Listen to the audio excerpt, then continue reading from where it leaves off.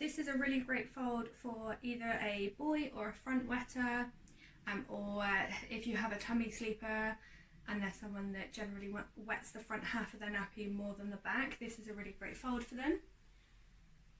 So what you're going to want to do is start by making it into a slightly smaller square, particularly if you have a smaller baby.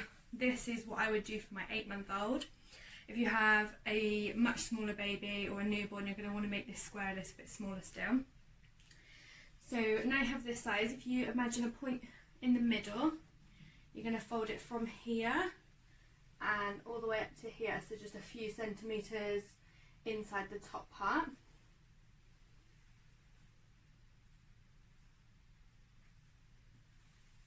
And then you're going to want to fold that out, so keeping that central point there, you can fold that out. And then the same again on the other side. And you should end up with a shape like this. Now you can adjust for length, so you can pull it up. If you have a much shorter baby, a smaller baby, you can pull it much shorter. If you have a very tall baby, then you can only fold it over a little bit, so it is really nice and height adjustable.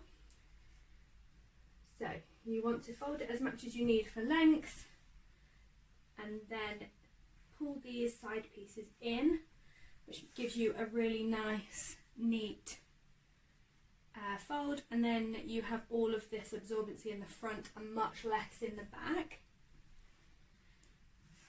So you can, at this point, if you're popping it onto baby, you can tuck in around the legs, pull it up onto baby, tuck in as much as you'd like, and then pull the waist around. I like to just make it nice and neat, but you don't need to. And then you can use your snappy over the left side, right the way over to the right side, and then down into the middle. So it gives you a really nice neat fold, and all of the absorbency is in this front section.